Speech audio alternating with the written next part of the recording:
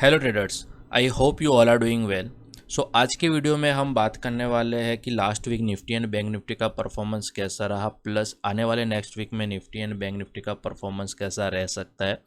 इसके अलावा हम वो भी बात करेंगे कि कौन से important support and resistance levels होंगे नेक्स्ट वीक के लिए, प्लस ये सितंबर मंथ में इन टर्म्स ऑफ पीएनएल मेरा कैसा परफॉर्मेंस रहा वो भी हम इन डिटेल में डिस्कस करेंगे। So let's go to the trading video and we can start our discussion. So last week Nifty and Bank Nifty में एक साइडवेज का मार्केट हमको देखने को मिला था, क्योंकि उसके अगले वाले वीक में निफ्टी और बैंक निफ्टी ने एक ट्रेंडिंग मूव दिखाया था हमें। जैसा कि हमने लास्ट वीक डिस्कस किया था कि निफ्टी एंड बैंक निफ्टी में एक साइडवेज मूवमेंट रह सकता है। निफ्टी पर्टिकुलर 19,766 लेवल का हाई लगाया था, और वो लेवल एक एग्जैक्टली बॉटम सीपीआर का लेवल था जो एक रेजिस्टेंस की तरह काम किया था। और एज ए सपोर्ट हम देखें तो लास्ट वीक निफ्टी ने अराउंड 19,500 के आसपास एक सपोर्ट लिया था। एक ट्रेंडिंग मूव के बाद एक साइडवेज मार्केट आता है, वो ध्यान में रखते हैं हमने लास्ट वीक जो है एक स्ट्रैंगल का सजेशन दिया था निफ्टी एंड बैंक निफ्टी में कि हम एक स्ट्रैंगल बना के प्रॉफिट कमा सकते हैं। अगर हम नेक्स्ट वीक निफ्टी के परफॉर्मेंस की बात करें तो अगर हमें लॉन्ग पोजीशन क्रिएट करनी है निफ्टी में तो 19,800 का लेवल हम ध्यान में रख सकते हैं। अगर ये पर्टिकुलर लेवल को ब्रेक करता है देन हम कोई बाइंग पोजीशन के बारे में सोच सकते हैं। और क्योंकि यहाँ पे ऊपर जाएगा तो यहाँ पे काफ़ी सारे रेजिस्टेंस है, जैसे कि एक ये वर्जिन सीपीआर हो गया जो एक रेजिस्टेंस की तरह काम कर सकता है। यहाँ पे एक गैप है जो कि एक रेजिस्टेंस की तरह काम कर सकती है। यहाँ पे भी एक गैप है जो एक रेजिस्टेंस की तरह काम कर सकती है। तो निफ्टी के अप मूव में काफ़ी रेजिस्टेंस का सामना करना पड़ेगा, और सपोर्ट में यहाँ पे 19,500 एक बड़ा सपोर्ट हो जाता है। उसके बाद अगर हम देखें तो यहाँ पे ये एक वर्जिन सीपीआर है जो कि एक सपोर्ट की तरह काम कर सकता है। मैं अभी 1 आवर के चार्ट में वीकली सीपीआर पे निफ्टी का एनालिसिस कर रहा हूँ। Let's go to the daily time frame और वहाँ पे देखते हैं निफ्टी का परफॉर्मेंस और कैसा रह सकता है। और यहाँ पे सीपीआर जो है वो मैं एक बार के लिए मंथली सिलेक्ट कर लेता हूँ।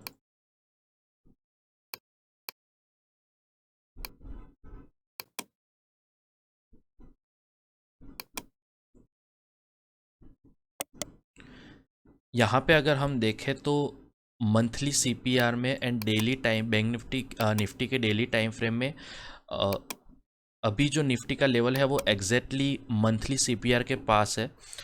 नेक्स्ट मंथ में देखेंगे, क्योंकि यहाँ पे काफ़ी वाइड रेंज है तो नेक्स्ट मंथ काफ़ी वाइड सीपीआर का एक्सपेक्टेशन है, जो जो इंडिकेट करता है कि नेक्स्ट मंथ भी निफ्टी जो है वो पूरा साइडवेज में ट्रेड कर सकता है। तो आप उस हिसाब से पर्टिकुलर 20,000 लेवल से आप कॉल ऑप्शंस को शॉर्ट कर सकते हो। प्रीमियम थोड़े कम होंगे तो आप मंथली में ये 20,000 कॉल शॉर्ट की पोजीशंस बना सकते हो, क्योंकि मार्केट का एक्सपेक्टेशन जो है वो साइडवेज है। और आपको लॉन्ग स्ट्राइक्स में अगर स्ट्रैंगल बनानी है तो आप 19,000, 19,100, 19,200 एंड 20,000 का स्मॉल क्वांटिटी के साथ लो, भले ही प्रीमियम लो हो बट शॉर्ट प्रॉफिट होना चाहिए। चलिए बैंक निफ्टी की बात करते हैं। तो ये अभी मेरी स्क्रीन पे बैंक निफ्टी के वीकली सीपीआर है प्लस आर्ली टाइम फ्रेम है। बैंक निफ्टी में भी जैसा हमने डिस्कस किया था कि हमें एक साइडवेज मार्केट देखने को मिल सकता है, तो यहाँ पे मैंने एक ट्रेंड लाइन बनाई और एक सपोर्ट एरिया बनाया जो कि अराउंड 44,200 के आसपास है। तो नेक्स्ट वीक भी बैंक निफ्टी का जो एक्सपेक्टेशन है वो यही पर्टिकुलर ट्रायंगल में रहने का प्लान कर सकते हैं हम। जैसे ही ये ट्रायंगल को ब्रेक करता है ऊपर की तरफ बैंक निफ्टी में काफ़ी रेजिस्टेंस देखने को मिल सकता है। एक ये वीकली सीपीआर है जो कि वर्जिन है, प्लस यहाँ पे काफ़ी सारे गैप्स के लेवल है जो एक रेजिस्टेंस की तरह काम कर सकते हैं। बैंक निफ्टी में अभी डाउन साइड के लिए प्लान तभी करेंगे जब ये ट्रायंगल के बाहर बैंक निफ्टी के प्राइस आती है। ये ट्रायंगल के नीचे अगर हम नेक्स्ट सपोर्ट देखें तो 44,200 के बाद उसका सीधा सपोर्ट आ जाएगा 43,800 के पास। बट इतना नीचे बैंक निफ्टी जाने का हम कोई प्लान नहीं कर सकते, बिकॉज ये पर्टिकुलर वीक के लिए जो सीपीआर थे वो वाइड थे, इसलिए बैंक निफ्टी का जो मूवमेंट था वो साइडवेज था। बट जो नेक्स्ट वीक के जो सीपीआर होंगे वो ये पर्टिकुलर सीपीआर से थोड़े नैरो होंगे। हम बाइंग का प्लान तभी करेंगे जब ये पर्टिकुलर ट्रेंड लाइन के ऊपर बैंक निफ्टी का प्राइस निकलता है। यहाँ पे मैंने मंथली सीपीआर लगा लिया है और बैंक निफ्टी का डेली चार्ट है। तो अगर हम लास्ट वीक देखें यहाँ पे तो हमें काफ़ी साइडवेज मूवमेंट देखने को मिली थी, प्लस यहाँ पे डेली टाइम फ्रेम में एक इनसाइड कैंडल का स्ट्रक्चर भी बना है। लास्ट मंथ मतलब एंटायर सितंबर मंथ अगर देखें तो हाई से लेके लो तक काफ़ी वाइड रेंज है। तो नेक्स्ट मंथ के जो सीपीआर होंगे अक्टूबर के, वो काफ़ी वाइड सीपीआर होंगे। सो अक्टूबर मंथ का एक्सपेक्टेशन है कि बैंक निफ्टी है जो काफ़ी साइडवेज रहने वाला है।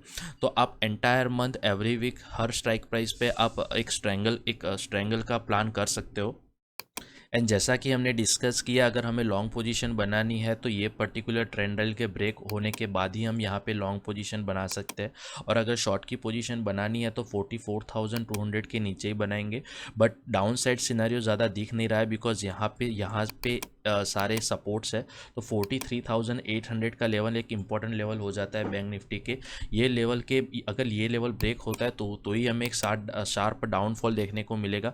और अगर बाइंग की साइड पोजीशन करना है तो 44,500 44,600 के ऊपर जब जाएगा मार्केट, तभी हमें बाइंग का एक सिनारियो क्रिएट करना चाहिए और विथ अ स्मॉल क्वांटिटी। अभी के लिए मैं बाइंग की साइड पे हायर क्वांटिटी लेने का सजेस्ट नहीं करूंगा, बिकॉज ऊपर की साइड में काफ़ी रेजिस्टेंस है बैंक निफ्टी के, जैसे कि गैप डाउन हो गया, वर्जिन सीपीआर हो गया।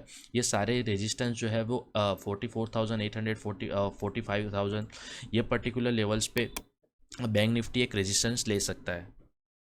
सो लेट्स डिस्कस मेरा सितंबर मंथ का परफॉर्मेंस कैसा रहा। तो ये करंट फाइनेंशियल ईयर में मैंने अप्रैल और मई में थोड़ा ट्रेड किया था, फिर जून जुलाई अगस्त एंड मई का आधा मंथ मैंने ट्रेड नहीं किया था because of some personal reasons. और मैंने यहाँ पे 28 अगस्त को अपना ट्रेडिंग स्टार्ट किया था। सो अगर हम 28 अगस्त से लेके लास्ट वीक से पहले तक का परफॉर्मेंस देखें, दैट विल बी अराउंड 22 सितंबर। सो ये पूरे एंटायर मंथ में मैंने रफली 64,000 का प्रॉफिट बनाया था on the capital of 3.5 lakhs, which is very good return. But ये जो लास्ट वीक है वो मेरा काफ़ी ख़राब रहा था, वो आपको यहाँ से देख के ही पता चल गया होगा। तो सिर्फ लास्ट वीक में मैंने अगर देखें तो कितना लॉस किया, let me just change the date here.